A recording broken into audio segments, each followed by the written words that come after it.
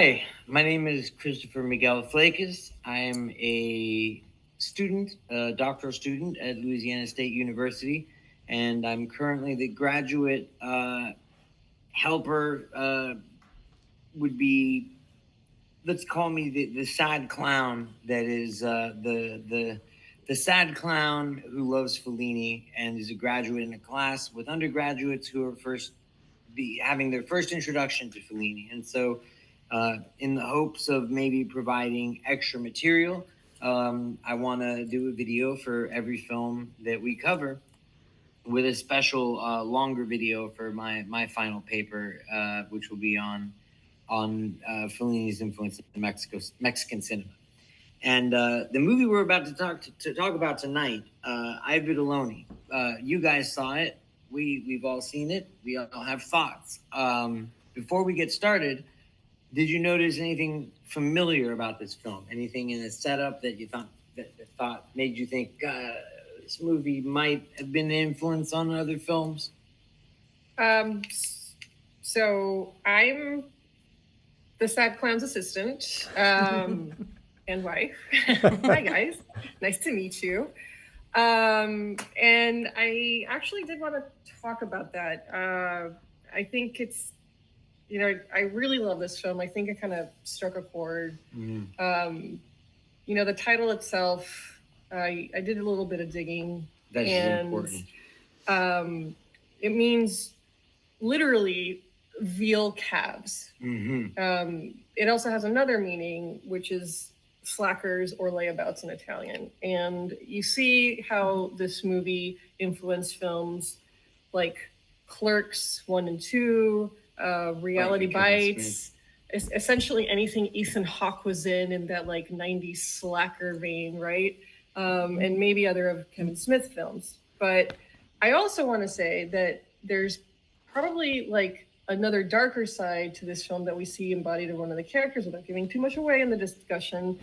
Well, by now, hopefully the whoever sees this, at least from the courts, will have already seen I Vitelloni. So. Okay, so I also think it's really interesting that in this like spoiler alert slacker kind of vein, which is the benign kind of side of the coin, we have this other side of the coin, which is really relevant to today's world, right? Yes. It's the incel, the man-child, the toxic man, the toxic masculinity that you see embodied in movies like VHS, Polytechnique, and Taxi Driver. Scorsese is a big fan of Fellini, so I imagine he saw this. Interestingly enough, I was going to jump into that. The main film that famously was inspired, two main films that were famously inspired were Goodfellas and Mean Streets. Mean Streets you could see is almost a retelling, except instead of Fausto, who's such a nefarious character, gets Moralo's sister pregnant, is just this absolute cad. And instead we have Robert De Niro as a much more sympathetic character who is a buddy, a friend, a charismatic guy, but he owes money all over town. And even the guys he owes money to, they don't want anything. They like him too.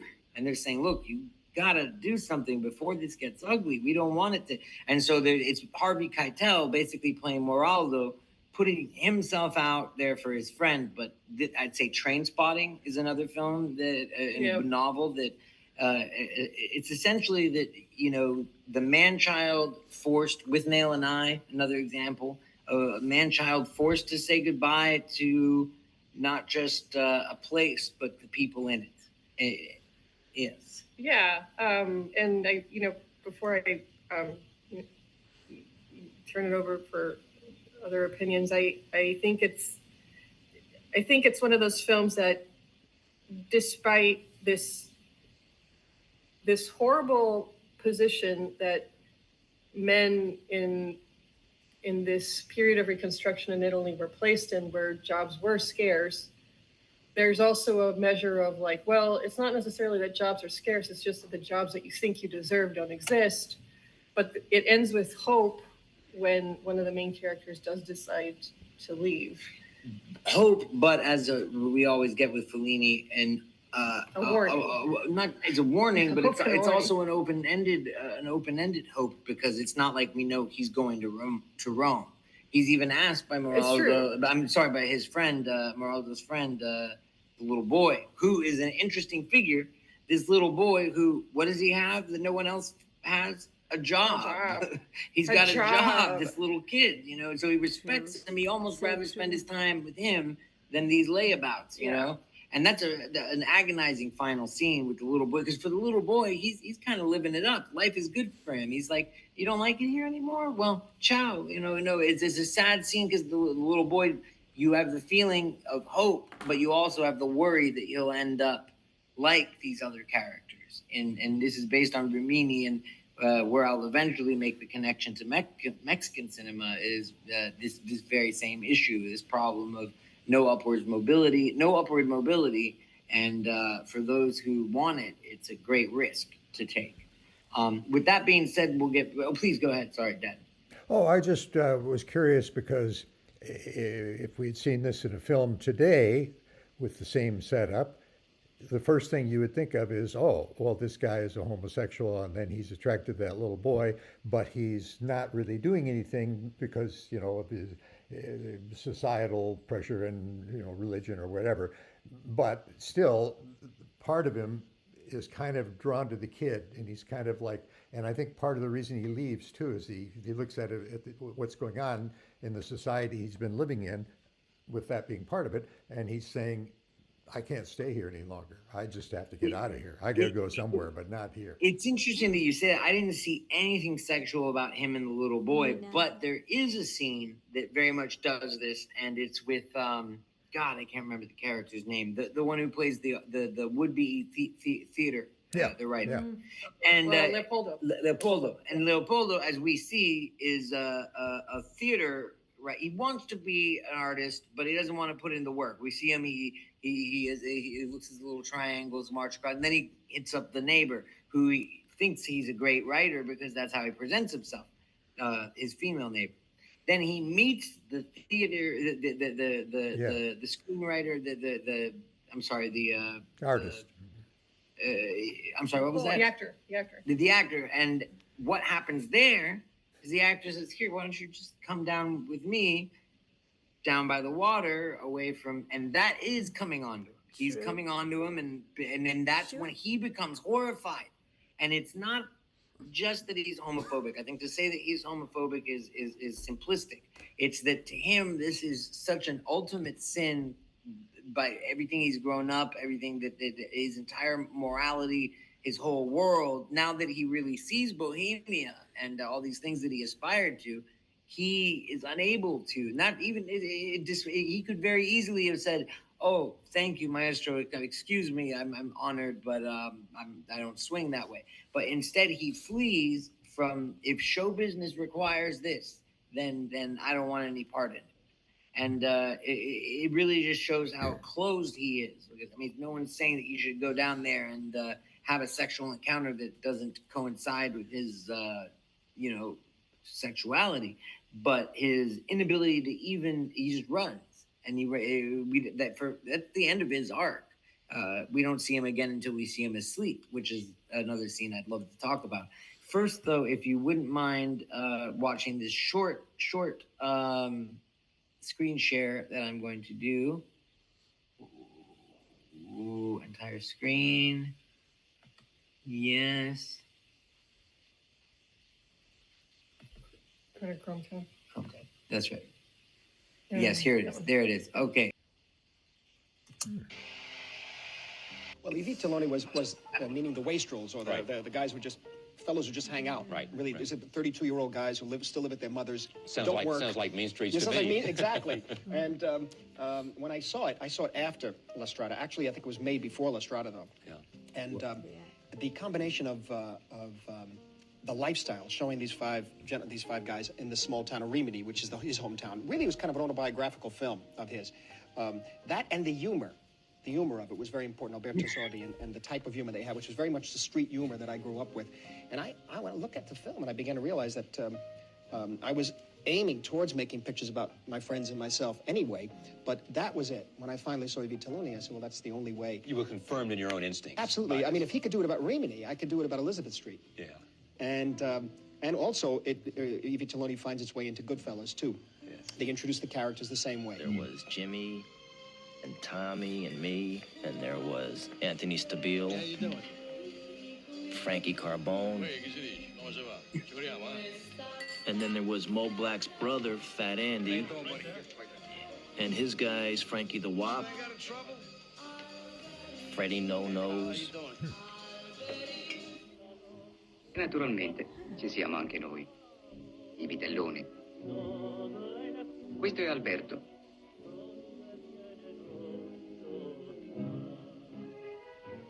Questo è Leopoldo, l'intellettuale. Ed ecco Moraldo, che è il più giovane della nostra compagnia. He's Fellini. Ehi, guarda che bello, There's lots of new techniques used, and the relationships of the people to their parents and to the girlfriends and the marriage, all of that meant it was very, very close to the world I grew up in, you know.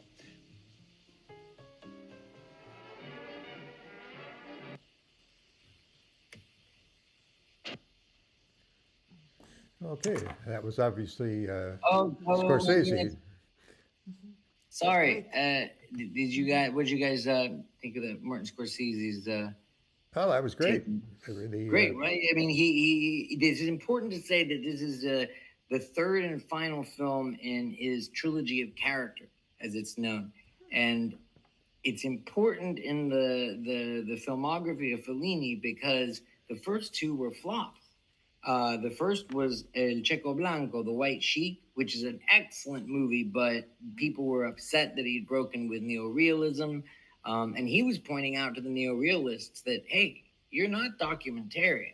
You're also creating artifice. I mean, what are you? You're still creators of illusions. You're creating films that are illusory in order to try to get to realism. So how can you criticize me for making films that are illusory but focused on people? And this is interesting because in Italy at the time, there was what was known as cronicas. And then this was in the newspaper. It would be like a vox populi kind of op-ed, and it would, but not even an op-ed, it would just be a regular person, a worker, maybe a butcher, a plumber, and it was just a little piece on his life. And Zavatelli, the great, he was like the Andre Bazin theorist. He also wrote the screenplay for Umberto De and The Bicycle Thieves. So this was, the father of neorealism. And he said that neorealism is 24 hours in the life of someone where nothing happens. And that lack of causality is something that I think Fellini kept, even though he certainly deviated from neorealism, but would arguably say that he was achieving a higher state of realism. And I Vitelloni is in many ways considered his love note to neorealism. It breaks from neorealism. You still have many of the Fellini-esque moments, like with Alberto and the sad clown head. And there's always a circus. There's always a beach. It's the beach is very important in Fellini. But it was a hit. It was his first international hit that really made him. And if Fellini had not had this hit, very well could have been the end of Federico Fellini, and we might not have had any of these other films.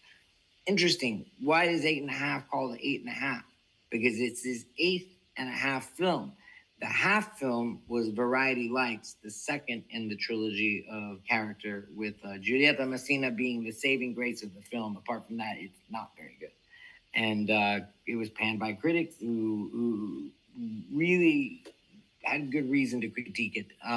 But this film, it hit something. And it, like it's been mentioned, very autobiographical. I think The Last Picture Show is another film that's indebted to this one. But it's autobiographical in spirit, not necessarily biographically Fellini.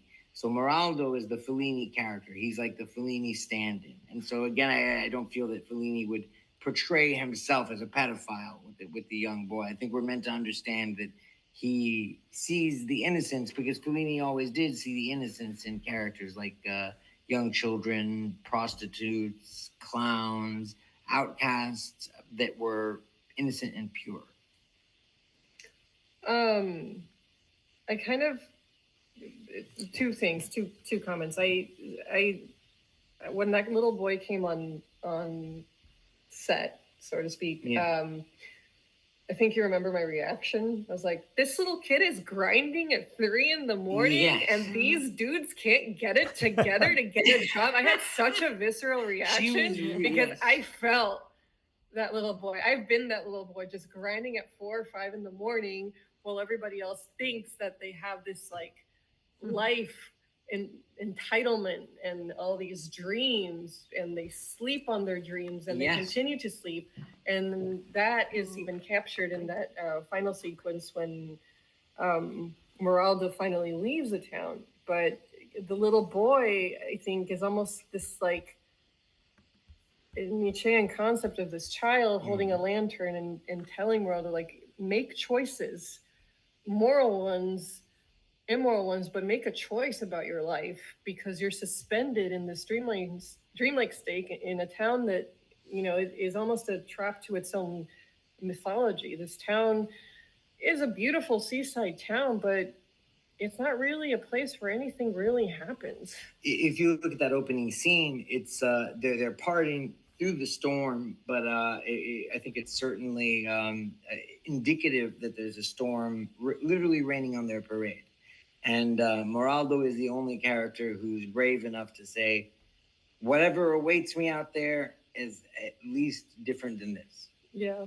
And I guess the second point, kind of going back to this idea of like the benign slacker, the benign slacker, which these guys very much are. I don't think, with the exception of Fausto, which even Fausto has like a conscience, right? Because he cries when his wife disappears. It's such a shallow conscience. It's a shallow conscience, but at least he's not beyond being saved, possibly. I don't know, man. But I think there's like this inherent goodness in Fellini films where you hope that they can be saved. But right? Fellini denies him grace. It's true. So, for example, other characters, so grace is big in Fellini. It's all about people's masks and people's faces. And in this film, every single character has a mask. Except Leopoldo, you know, his mask is directly threatened, and we see his face. You know, his mask is taken off, and we see Leopoldo as not really an artist, just a regular guy who has that image of himself. Yes.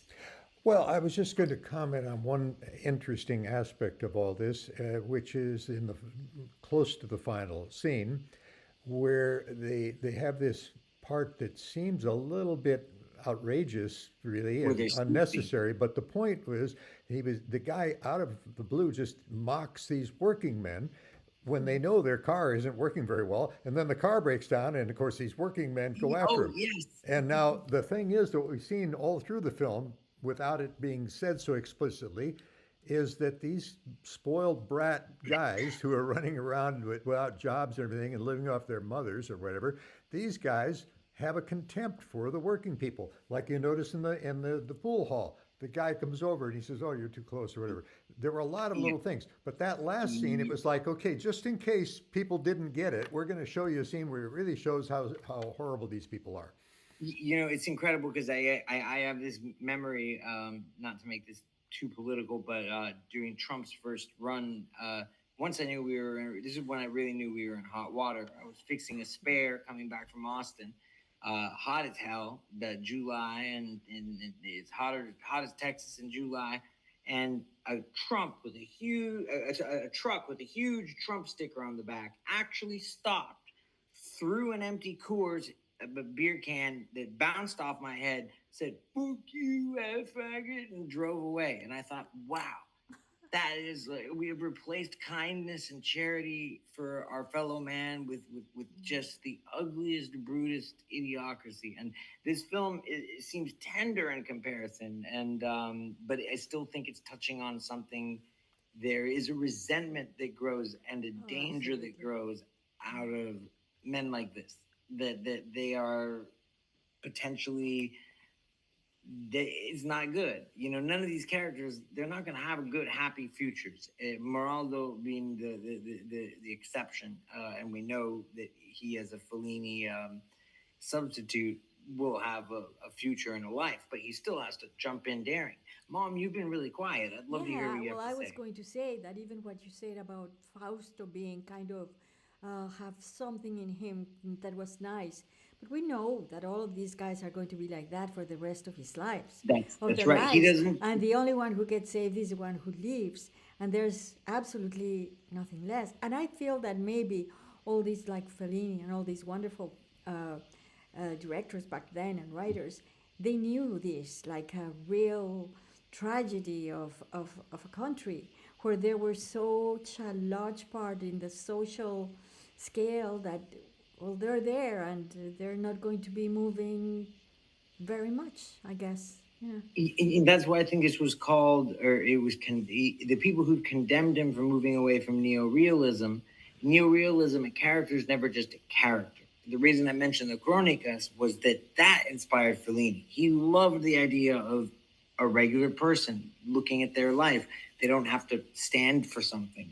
Like Antonio in The Bicycle Thieves is the working man. He's every man.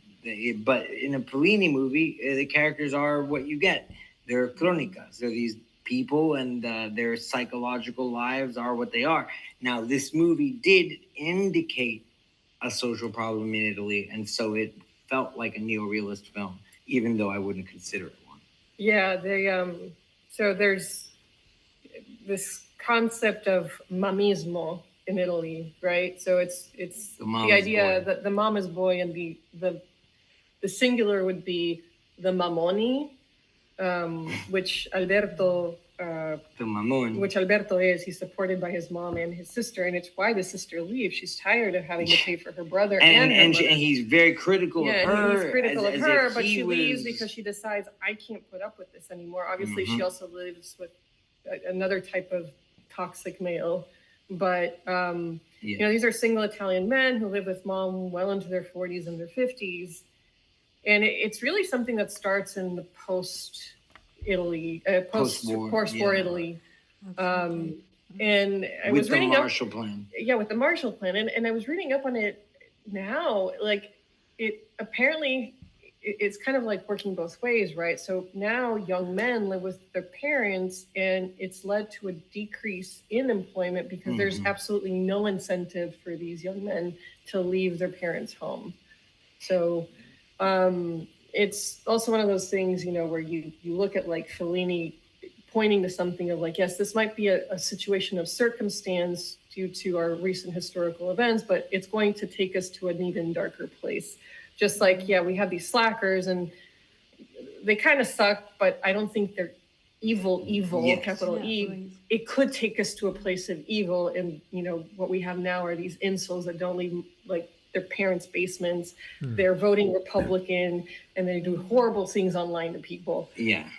I mean, it's great to bring that because this, I think, may be the most relevant currently of the films we've covered so far. I'm noticing we only have 2 minutes and a little bit remaining. With that, I just wanted to say a couple things. Out of those Crónicas, I think there was a connection to caricatures, and Fellini got his start as a cartoonist, as we've seen in the Book of Dreams, and it was a quick jump from caricatures to instead of being symbolic, they're hyperbolic. So you have these wonderful characters. Fellini would just go around Rome and pick faces. And that's something you can really see in his films. I mean, he just has the most wonderful faces. And that roving camera that we almost take for granted, but Terry Gilliam, who in Fear and Loathing, even the circus is called the Flying Fellinis. I mean, they wear their influences on their sleeves. It's cute. And actually, I recommend you all check out Terry Gilliam talking about Fellini's influence on him. Anything more you guys got to say?